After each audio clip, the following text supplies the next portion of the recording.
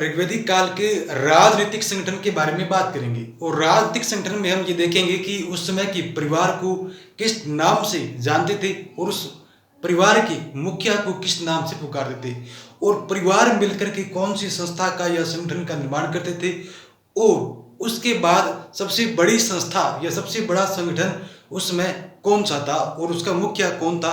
इन सब बातों पर हम चर्चा करेंगे। तो सबसे पहले बात करें, राजनीतिक संगठन की मूल इकाई क्या थी? कुल थी। कुल का मतलब होता है ग्रह या परिवार और कुल का मुखिया क्या कहलाता है? कुलुप या गृहपति। यानी कि उस समय की कुल के मुखिया को किस नाम से पुकारते थे? कुलुप या गृहपति के नाम से जानते थे। इस बात को ध्यान रखिए। उसके बाद कुल मिलकर क्या बनाते थे? गांव बनाते थे, यानी कि ग्राम बनाते थे और ग्राम के मुखिया को क्या बोलते थे?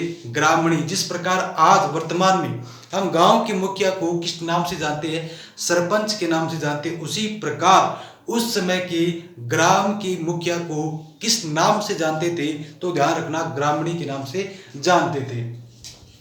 उसके बाद में गांव और गांव, यानी कि एक से ज्यादा गांव, 2, 3, 5, 10, एक से ज्यादा गांव मिलकर के कौन सी संस्था का निर्माण करते थे? विस का। और विस का मुखिया क्या कहलाता था? विसपति कहलाता था। इस बात को जान के जिस प्रकार आज ग्राम पंचायतें मिलकर के किसका निर्माण करती है? पंचायत समिति। और पंचायत समिति का मुखिया क्या कहलाता है? प्रधान कहलाता है। ठीक उसी प्रकार से उस समय गांव और कई गांव मिलकर के क्या बनाते थे? विस बनाते थे और विस के मुखिया को विसपति के नाम से जाना जाता था। इस बात को ध्यान। उसके बाद बात करें, कई सारे विस मिलकर, इनकी विस प्लस में विस। अब ये विश वो नहीं है जो विश करना किसी को हैप्पी बर्थडे बोला, वो विश नहीं है। विश प्लस में विश क्या बनता था? जन। और जन के मुखिया को क्या बोलते थे? जनपति या राजा। इस बात को जान के। और ऋग्वेद में इस शब्द का उल्लेख कितनी बार आता है? 275 बार आता है। कि ऋग्वेद में जन शब्द का उल्लेख कितनी बार आया है? 275 बार है। इस बात को जान के अब यहाँ थोड़ा सा फिर अर्नोल्ड टाइनबी का कथन याद करना कि विश्व के इतिहास में अगर किसी भी देश के इतिहास में सबसे ज्यादा छेड़छाड़ की गई है तो वो देश कौन सा है? वो देश हमारा भारत है। ये कथन किसका है? अर्नोल्ड टाइनबी का है। तो अब यहाँ पर थोड़ा देखना आपको प्रतीत होगा कि कैसे छेड़छाड़ का कुछ संकेत मिल सकता है। जैसे आर्यों को हमेशा से ही, हमने जब 5वीं 6वीं क्लास से पढ़ते आ रहे, आर्यों को हमेशा से ही क्या बताया जाता है? आक्रमणकारी बताया जाता है। आर्यों को विदेशी, आर्यों को बाहरी बताया जाता है ताकि यहाँ की सभ्यता और संस्कृति को एक मन चाह मोड़ दिया जा सके। अब देखना, अभी जनपद का कंसेप्ट क्या था? कि जनपद का कंसेप्ट ये भर दिया गया कि आर्य आक्रमणकारी थे, विदेशी थे और आर्य लोगों ने, आर्य जनों ने अपने पैर, अपने पद जहां जहां टिकाई, जहां जहां उन्होंने अपने पैर रखे, पद रखे, उनको क्या बोला गया? जनपद बोला गया। इससे ये साबित हो रहा है, हमारे माइंड में एक ये इमेज बन रही है कि वाकई में आर्य आक्रमणकार थे, आए अपने पैर इधर उधर, यानी कि जिन जिन इलाकों में वो गए अपने पैर टिकाए, कब्जा किया, उनको क्या बोल दिया गया? जनपद। लेकिन ऋग्वेद में बात करें तो इस प्रकार की एक पूरी चेन है, इस प्रकार की पूरी श्रृंखला है जिसमें बताया गया कि सबसे छोटी इकाई कुल है, फिर ग्राम है, फिर विष है और फिर जन है।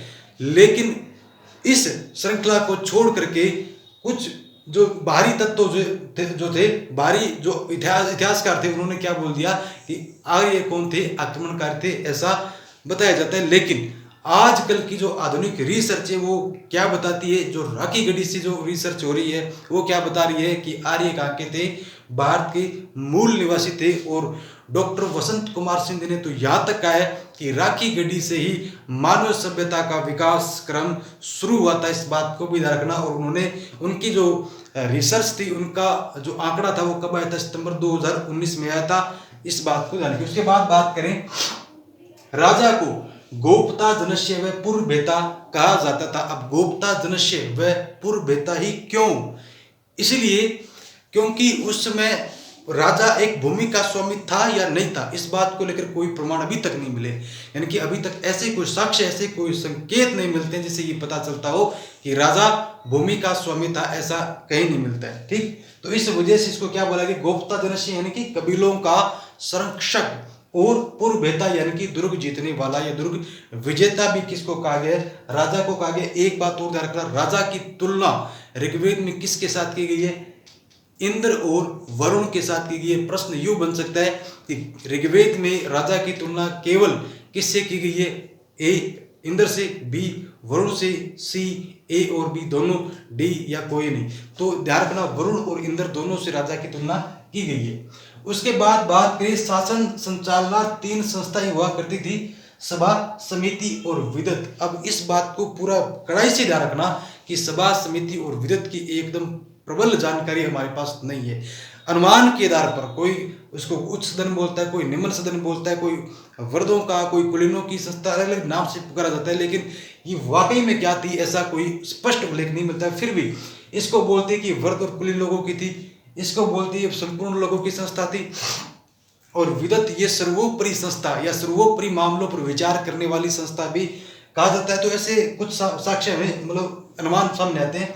सभा शब्द का या सभा का उल्लेख ऋग्वेद में कितनी बार आता है? 8 बार आता है। समिति संस्था का उल्लेख कितनी बार आता है? 9 बार। और विदत का कितनी बार आता है? 122 बार। यानी कि ऋग्वेद के अंदर सभा संस्था जो है उसका उल्लेख कितनी बार है? 8 बार। समिति का ऋग्वेद में कितनी बार उल्लेख है? 9 बार। और विदत का उल्लेख कितनी बार है ऋग्वेद में? 122 बार है। इस बात को जानकर आगे चल करके सभा और समिति को यानी कि अथर्ववेद की बात करें, अथर्ववेद में सभा और समिति को क्या बोला जाएगा? प्रजापति की 2 पुत्रियां बोला जाएगी। इस बात को जानकर उसके बाद बात करें रावी या इसका प्राचीन नाम क्या था? पुरुषणी या पौरुषणी। पुरुषणी नदी के किनारे 10 राज्य युद्ध का उल्लेख मिलता है। 10 राज्य शब्द का मतलब होता है 10 राजाओं का युद्ध। 10 राजाओं का, 10 राजा क्यों थे? क्योंकि इसमें 10 जनों ने भाग लिया था। 5 जन तो थे आर्य, 5 आर्य जन थे और 5 क्या थे? अनार्य जन। अब ये जन शब्द का शाब्दिक मतलब यहाँ लोग नहीं है। जन शब्द का मतलब यहाँ क्या है? कुल से ग्राम, ग्राम से विश्व और विश्व से क्या है? जन है। तो ये जन आप ये मतलब सोच लेना कि जनतंत्र, लोगों का तंत्र, ये जन ये लोग वाला नहीं है। ये जन एक प्रशासनिक एक ढांचा था, उसमें का एक राजनीतिक संगठन था। इस बात को जान के राजनीतिक इकाई थी सबसे बड़ी। और 5 आर्य जन कौन कौन से थे ये भी इम्पोर्टेंट है। तो अनु, यदु, तुर्वसु, पुरु, द्रव ये सारे क्या थे? 5 आर्य जन थे। और 5 अनार्य जन कौन कौन से थे? तो अकिन, पक्त, बलानस, विषाणी, शिवी ये क्या थे? 5 अनार्य जन थे। तो 10 राज्य युद्ध जो कि रावी नदी के किनारे लड़ा गया था, इसमें 10 जनों ने भाग लिया था। इसमें 5 आर्य जन थे और 5 क्या थे? अनार्य जन थे। 5 आर्य जनों में कौन कौन से थे? तो अनु, यदु, तुर्वसु, द्रव और पुरु ये 5 आर्य थे। और 5 अनार्य जनों में कौन थे? तो अकिन, पक्त, बलानस, विषाणी, शिवी ये 5 अनार्य जन थे। इस बात का ध्यान रखिए। उसके बाद बात करते हैं इसी में, अच्छा ये इंपॉर्टेंट क्यों? क्योंकि इसमें सुदास जी ने, भरतवंशी जो सुदास थे उन्होंने किसको हराया था? विश्वामित्र जी की जो समर्थक 10 जन थे उनको हराया था। इस बात को भी ध्यान रखे थे। और सुदास जी के पुरोहित कौन थे? तो उस समय वशिष्ठ मुनि या ऋषि वशिष्ठ क्या थे? उनके मुख्य पुरोहित थे। इस बात को भी ध्यान रखे। तो ये ऋग्वैदिक कालीन राजनीतिक संगठन के ऊपर हमने चर्चा की। इसके अलावा और भी कई सारी चीजें, जैसे एक तो ऐत्रेय ब्राह्मण ग्रंथ में दिशाओं के आधार पर राजा और राजा के नाम यानी कि कौन सा राजा सम्राट होगा, कौन सा स्वराट होगा, कौन सा एकराट होगा, इस प्रकार से नाम दिए गए। कौन राजा कौन सा यज्ञ करेगा, इस प्रकार की सारी जानकारी ऐत्रेय ब्राह्मण ग्रंथ में मिलती है। इसके अलावा राजा को बलि हर्त या बलि नामक कर भी प्राप्त होता था जिससे उसकी आय मिलती थी। इस बात को ध्यान रखिए। तो ये ऋग्वैदिक काल के राजनीतिक जीवन की सामान्य